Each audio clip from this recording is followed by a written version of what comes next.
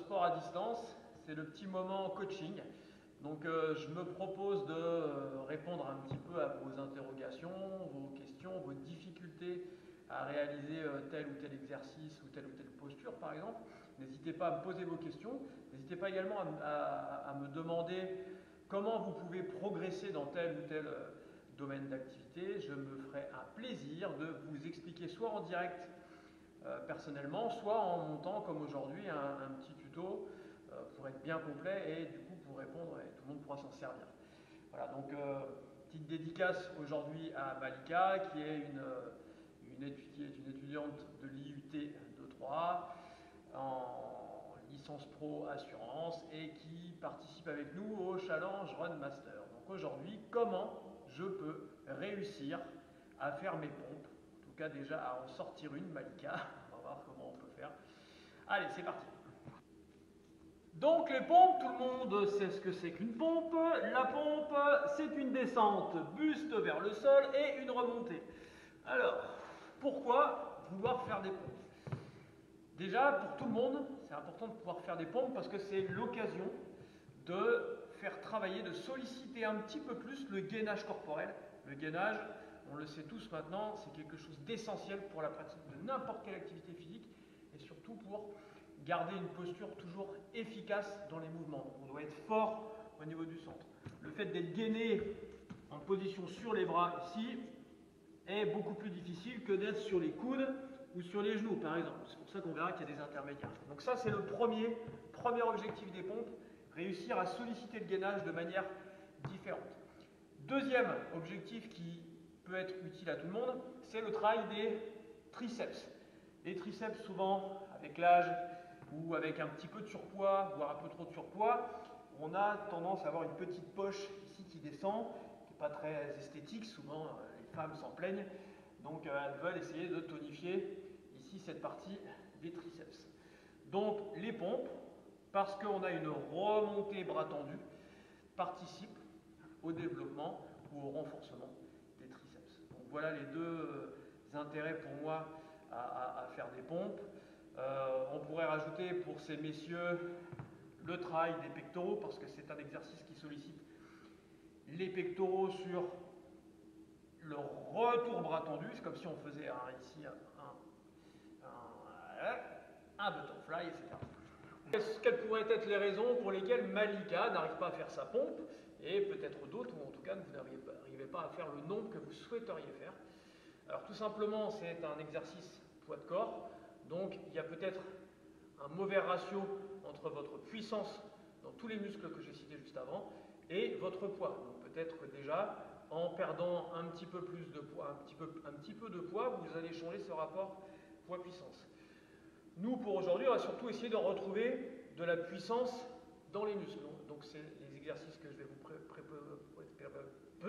proposer maintenant vont chercher surtout à vous donner plus de puissance au niveau musculaire.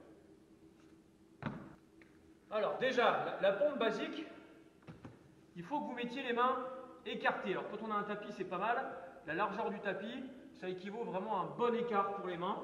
Ensuite, on doit être sur les pieds. La tête, ici, sommet de la tête, doit être aligné avec les talons en passant par les fessiers. On a bien une ligne droite, un alignement. On n'a surtout pas une descente du ventre ou une montée des fesses. Donc c'est vraiment un alignement ici. Le regard devant les mains. Évitez de regarder trop devant, vous allez cambrer le dos.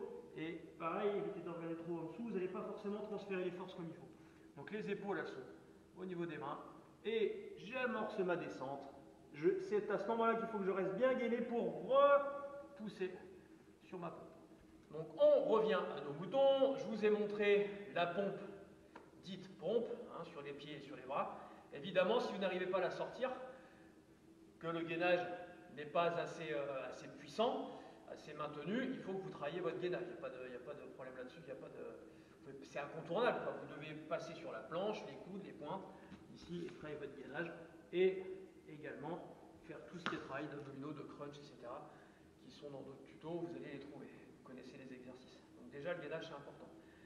N'allez pas forcément chercher la vraie pompe si vous n'arrivez pas à en sortir une ou deux ou trois, vous laissez tomber. Vous allez travailler, vous entraîner sur déjà la pompe intermédiaire, où vous allez vous mettre à quatre pattes, vous allez avancer les mains, allez, on va dire d'une main par rapport aux épaules, et vous allez venir charger ici les mains en rapprochant le plus possible les épaules au-dessus de vos mains.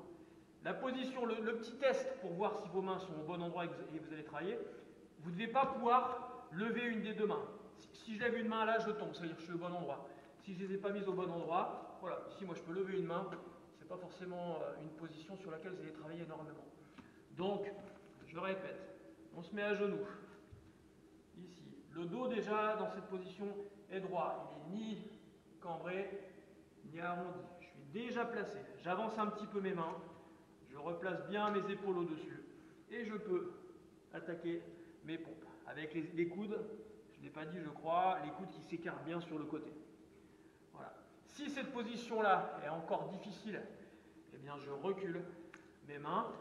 Même ici, position là, je peux retirer une main, c'est pas grave, c'est la position la plus facile. Et je travaille mes pompes ici, sans creuser le dos, sans l'arrondir. Donc je viens de vous montrer comment on peut changer la difficulté pour que ce soit plus facile avec la position des mains, d'accord, et la position des genoux au sol ou pas. Une autre petite variante qui est intéressante pour travailler plus facilement les pompes et du coup tonifier toute cette partie qui va vous permettre plus tard, quand elle sera plus costaud, de faire des vraies pompes, c'est de surélever les mains. Donc plus vous allez les surélever, donc là j'ai deux niveaux ici de hauteur, j'aurais pu aussi prendre une table et mettre mes mains en haut. Donc plus mes mains sont hautes, et moins j'aurai de poids à supporter avec mon buste et avec mes bras, donc je vais pouvoir envoyer mes pompes plus facilement. Là c'est un niveau très facile, ici à côté j'ai un niveau plus dur. Inversement, pour ceux qui maîtrisent déjà complètement les pompes, vous pouvez jouer de manière inversée, c'est-à-dire que plus vous allez surélever les pieds, donc il faut déjà savoir faire les pompes sur les pieds, plus vous allez surélever les pieds, plus c'est difficile parce que vous allez avoir beaucoup plus de poids à supporter. Donc là, un niveau supérieur, et là c'est encore un niveau supérieur. Une petite variante à connaître tout de suite, c'est que l'écart des mains va solliciter plus ou moins tel ou tel muscle. Plus vous allez être écarté et plus vous allez travailler la grosse chaîne musculaire, c'est-à-dire les pectoraux. Plus vous allez être serré et plus vous allez solliciter les triceps. On a exactement la même chose pour le travail du dos, pour les tractions par exemple. Plus vous allez tirer main écartée, plus vous allez travailler le gros muscle, la grosse chaîne musculaire, donc les dorsaux. Et plus vous allez serrer et plus vous allez solliciter les biceps. Voilà, ça c'est bon, c'est quelque chose à savoir. Parce que quand on travaille avec des barres en musculation, c'est exactement la même chose. Si vous prenez prise serrée, c'est plutôt, j'appelle ça moi, le petit muscle. Et si vous êtes prise écart, vous êtes sur le gros muscle. Les deux travaillent en même temps, mais avec plus ou moins d'importance.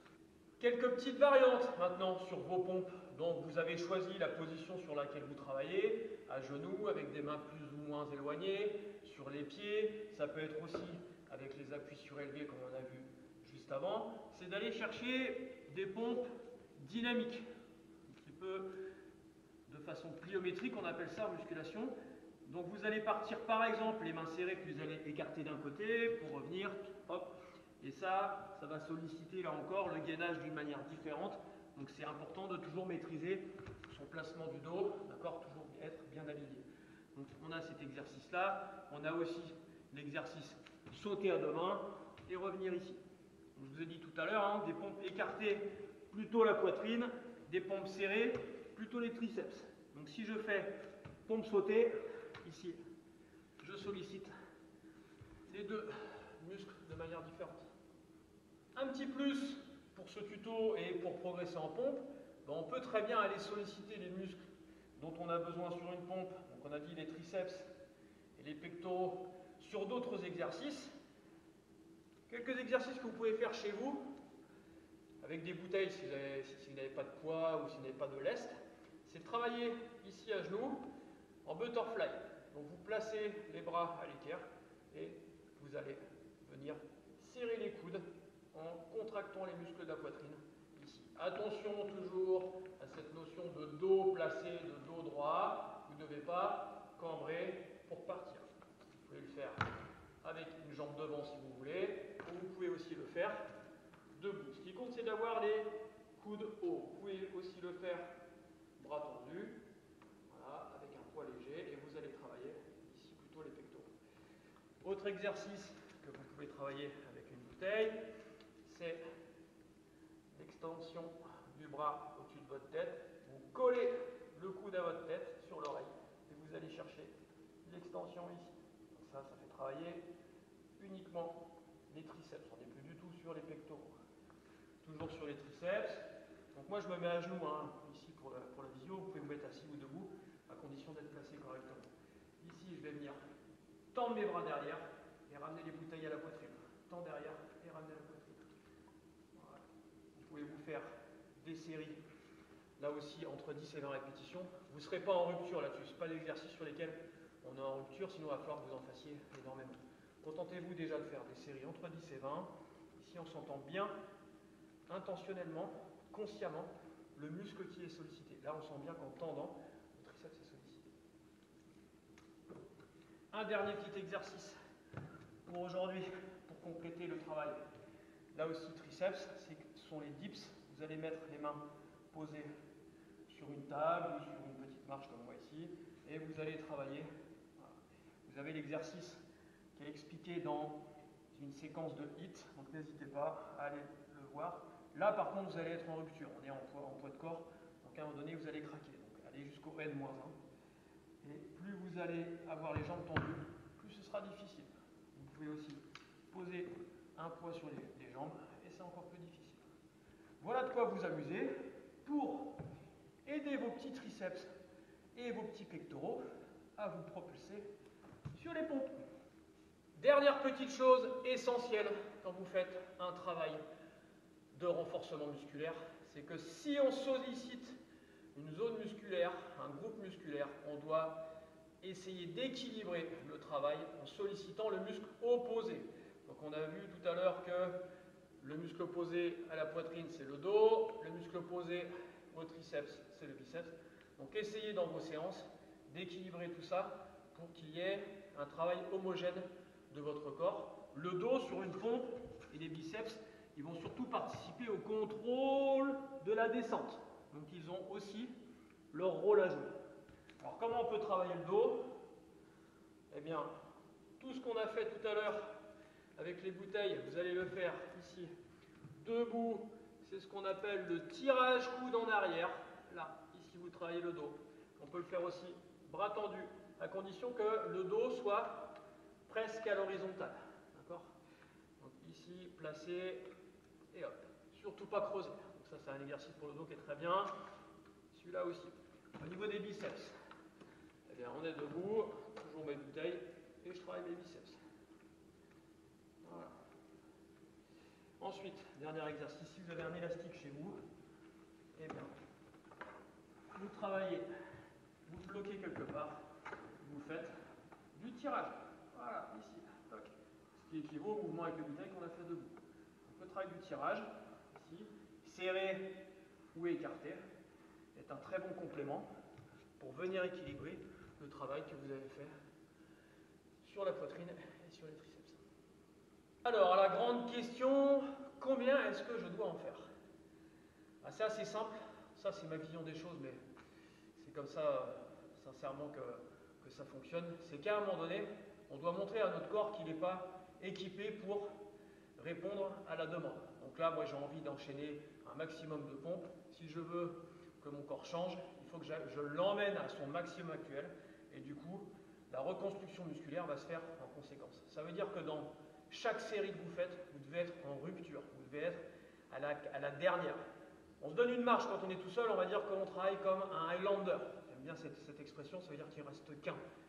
Quand vous arrivez au seuil de rupture, que vous pensez que vous allez craquer, vous devez être capable de vous dire, là si j'y vais, j'en refais encore un, mais voilà, je m'arrête pour ne pas me laisser piéger et faire n'importe quoi.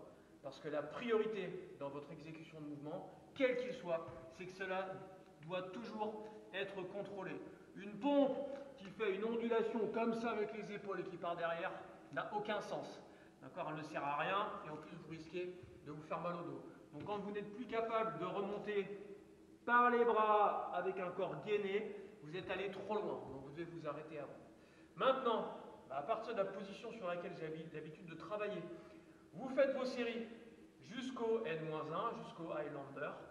Vous vous reposez autant de temps que votre série, voire un petit peu plus, le double du temps si vos séries sont vraiment longues, de quoi bien récupérer au niveau musculaire et pouvoir ensuite faire une nouvelle série avec quand même pas mal de répétitions. Dans l'idéal, essayez de trouver la position qui vous permet d'en faire entre 10 et 20, c'est pas mal. Si c'est un petit peu plus, c'est pas très grave. Si c'est un petit peu moins non plus, en attendant, vous devez toujours dans cette logique aller chercher vraiment le N-1, le Highlander. Les gens qui maîtrisent déjà vraiment bien l'exercice, vous pouvez charger aussi du poids sur le dos, etc. Mais bon, on est sur un exercice poids de corps, donc c'est bien de faire des répétitions quand même assez nombreuses. Voilà.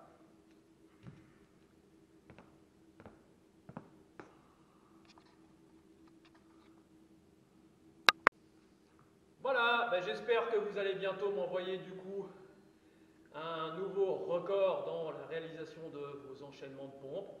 En attendant, respectez vraiment bien toujours cette règle que le dos doit toujours être contrôlé et maîtrisé. Sinon, il faut vous arrêter et il faut changer la difficulté de votre exercice. Je vous mets enfin de tuto quelques petits exemples de séries à réaliser pour vous aider à faire vos séances. Je vous dis à bientôt. N'hésitez pas à me poser vos questions sur un entraînement particulier comme j'ai pu vous signaler en début de séance. Je me ferai une joie, un plaisir de vous répondre et de vous montrer un petit peu comme ça rapidement comment vous pouvez vous entraîner et en plus tout ça c'est faisable chez vous. Allez, bonne pompe, ciao, à bientôt.